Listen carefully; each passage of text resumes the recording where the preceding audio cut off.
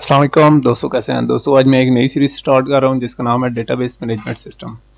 तो दोस्तों इसमें हम डेटाबेसेस की बात करेंगे। तो जो स्टूडेंट डेटाबेसेस के बारे में सीखना चाहते हैं तो उनको मैं ये एक फास्ट ट्रैक कोर्स है जिस पर मैं उन्हें जल्दी जल्दी बताऊंगा। तो बहुत सारे लोग कहते हैं कि यार आप बहुत ज़्यादा एक्सप्लेन नहीं करते, तो मैं उन लोगों को बता देता हूँ कि यार जब एक नया कंसेप्ट आता है तो जितने मैं मुनासिब समझता हूँ, जितना मेरे स्टूडेंट्स का लेवल होता है मैं उस हिसाब से समझाता हूँ। ये नहीं होता कि मैं उस कंसेप्ट को शुरू में से समझाऊँ लेकिन बाद में मैं ना समझाऊँ। मैं इस तरह करता हूँ कि मैं वेट करता हूँ, लेकिन जब वो पूरा एक टॉपिक आता है तो फिर मैं उस कंसेप्ट को समझा देता हूँ, ठीक है। और ये नहीं, जब वो टॉपिक चला जाता है तो एंड पे जब हम एडवांस लेवल की कुछ चीज़ें डिस्कस करते हैं तो मैं उसको फिर एक्सप्लेन करता हूँ और फिर मैं अच्छी तरीके से समझा सकता हूँ, क्योंकि लोगों का यानी स्टूडेंट्स का मेंटल लेवल वहाँ तक पहुँच चुका होता है और हमारे स्टूडेंट काफ़ी एडवांस हो चुके होते हैं और वो इवन कि वो हमें कह रहे होते हैं कि यार और ज़्यादा हमें थोड़ा कम्प्लेक्स पढ़ाया जाए और ज़्यादा किया जाए, और हमारे स्टूडेंट्स खुद से कर लेते हैं। तो बहरहाल मैं सबसे पहले आप लोगों को खुशामदीद कहता हूँ और मैं नए आने वाले दोस्तों से रिक्वेस्ट करूँगा कि वो हमारे चैनल को सब्सक्राइब कर लें, ठीक है।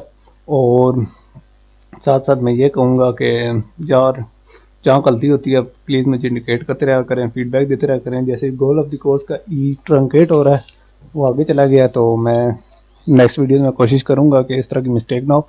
बहरहाल गोल ऑफ द कोर्स ये है कि आप लोगों को डेटाबेसिस के बारे में पढ़ाऊँ, और प्लीज़ स्पेलिंग के बारे में बहुत ज़्यादा ना होइएगा, गुस्से होइएगा, क्योंकि आईटी वाले स्टूडेंट्स के अमूमन स्पेलिंग गलत होते हैं। Forgive my English.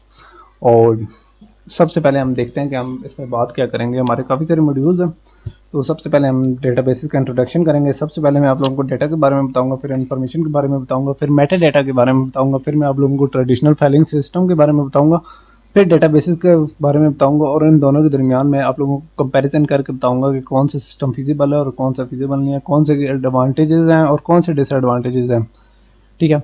तो अब आप जब नेक्स्ट मॉड्यूल है वो है डेटाबेस एनवायरनमेंट का, कि मैं आप लोगों को बताऊंगा कि वो जो 3 लेवल आर्किटेक्चर जो आप पढ़ते हैं जिस पर आप बहुत सर्च मारते हैं वो क्या चीज़ है। और वो इतना लंबा टॉपिक या इतना नहीं है कि हम उस पर बहुत ज़्यादा टाइम में लगाएं। तो फिर हम बात करेंगे मैपिंग की, तो वो जो उसके लॉजिकल और मैपिंग है और बाकी जो कंसेप्चुअल मैपिंग है, लेवल की मैपिंग है, वो मैं आपको करके दिखाऊंगा।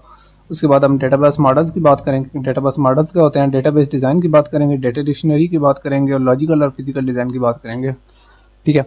तो उसके बाद जो हमारा सबसे इंपॉर्टेंट जो टॉपिक होता है एंटिटी रिलेशनशिप मॉडल, यानी एंटिटीज़ के बारे में बात करेंगे, उनका मॉडल के बारे में बात करेंगे, फिर डायग्राम बनाऊंगा, फिर उनके रिलेशनशिप आप लोगों को करके दिखाऊंगा, और काफ़ी सारे मैं आप लोगों को प्रोजेक्ट करके दिखाऊंगा, ताकि आप लोग जब आपको कोई असाइनमेंट आ जाती है ई आर डायग्राम की तो आप लोगों की तरफ ना देखें बल्कि आप खुद से बना लें, ठीक है। इस तरीके से आप लोगों को ना सिर्फ डेटाबेसिस की अच्छी तरीके से समझ आएगी बल्कि आपको एक इंस्ट्रक्टर अच्छे मार्क्स भी देगा। ये ना हो कि आप इंटरनेट से कोई चीज़ उठा के अपने इंस्ट्रक्टर को बता दें तो वो आप लोगों को 0 मार्क्स दे दे, क्योंकि प्लेगरिज्म या कॉपी करना एक ऑफेंस है।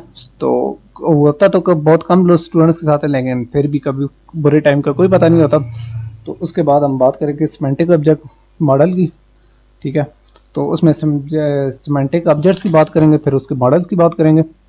उसके बाद हम दोस्तों जाएंगे जनाब रिलेशनल मॉडल एंड नॉर्मलाइजेशन की बात करेंगे। उसमें हम सबसे पहले रिलेशनल मॉडल की बात करेंगे, फिर हम रिलेशनल डेटाबेस मैनेजमेंट सिस्टम की बात करेंगे, फिर हम रिलेशन टाइप्स की बात करेंगे, फिर हम कॉर्ड्स रूल्स की बात करेंगे, फिर हम रिलेशनल अलजेब्रा और कैलकुलस यानी रिलेशनल अलजेब्रा रिलेशनल मॉडल में कैसे यूज़ होता है, और फिर हम कैलकुलस की बात करेंगे कि ठीक है कैलकुलस से फंक्शन हम यूज़ करेंगे, फिर हम उनको ज्वाइंस करना सिखाएंगे, फिर मैं आप लोगों को बताऊंगा डेटाबेस के एनॉमलीज के बारे में, और फिर मैं उसके बाद आपको नॉर्मलाइजेशन बताऊंगा, first second third fourth normal, फिर 4 9 और फिफ्थ नॉर्मल फार्म के बारे में बताऊंगा, और मैं बस कोड नॉर्मल फार्म के बारे में भी आप लोगों को बताऊंगा, और उसके साथ मैं आप लोगों को डिपेंडेंसीज के बारे में बताऊंगा। फिर मैं आप लोगों को नॉर्मलाइजेशन कैसे होती है वो मैं आप लोगों को बताऊंगा।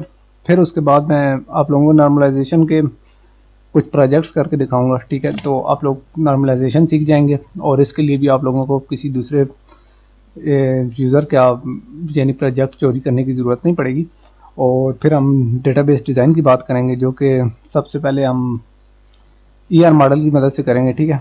और फिर हम उसके बाद database design semantic object model की करेंगे, जिसमें हम मैपिंग, ठीक है, और मैपिंग सिंपल और कंपोजिट ऑब्जेक्ट्स, फिर हम one to one compound object, one to one compound object and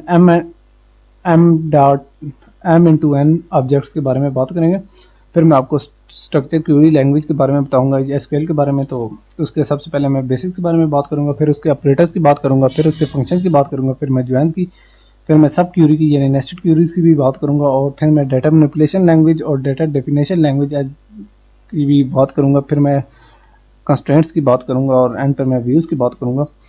तो यहाँ तक हमारा काफ़ी सारा टॉपिक कवर हो जाएगा। फिर मैं आप लोगों को कंकरेंसी एंड सिक्योरिटी जो कि बड़े अच्छे कंसेप्ट हैं उनके बारे में बताऊंगा, और मैं उसमें आपको ट्रांजैक्शन के बारे में बताऊंगा कि ट्रांजैक्शन कैसे होती है, ठीक है। और फिर मैं आप लोगों को इसमें बताऊंगा डेटाबेस में लॉग्स क्या होते हैं, डेड लॉग्स क्या होते हैं, डेटाबेस की फेलियर के बारे में बताऊंगा, उसकी रिकवरी के बारे में बताऊंगा, सिक्योरिटी और बैकअप के बारे में बताऊंगा, बैकअप कैसे रिस्टोर होती है ये बताऊंगा।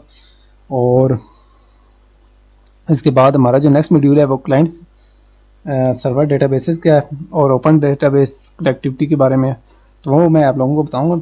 और उसके बाद मैं आप लोगों को डिस्ट्रीब्यूटेड और ऑब्जेक्ट ओरिएंटेड डेटाबेसेस के बारे में बताऊंगा। फिर उसके बाद मैं माइक्रोसॉफ्ट एक्सेस की तरफ दूंगा, जिसके इंट्रोडक्शन में आप लोगों को कहूँगा, बेसिक फंक्शन आप लोगों को बताऊंगा किस तरह इस्तेमाल होता है। फिर मैं आप लोगों को उसके एडवांस फंक्शंस के बारे में बताऊंगा, फिर मैं आपको उसमें फॉर्म्स, रिपोर्ट्स, क्यूरीज और सारा कुछ बताऊंगा। और फिर उसके बाद मैं आप लोगों को डाटा एक्सेस पेजेस के बारे में बताऊंगा, और सब चैनल पर मैं आप लोगों को डेटाबेसेस के कुछ प्रोजेक्ट्स बना के दिखाऊंगा, जिसमें लाइब्रेरी सिस्टम और स्टूडेंट इन्फॉर्मेशन सिस्टम और ये किस तरह के से बनते हैं, ताकि आप लोग इस कोर्स के बाद कहीं और किसी और कोर्स की तरफ अगर आप जाना चाहें तो चले जाएं, लेकिन आप लोगों को ज़रूरत नहीं पड़ेगी, आप खुद से इतने खुद कफील हो चुके होंगे। तो दोस्तों मैं इसके साथ ही आप लोगों से इजाज़त चाहता हूँ। नेक्स्ट वीडियोज़ में हम बाकायदा आगाज़ करेंगे। अल्लाह हाफ़िज़।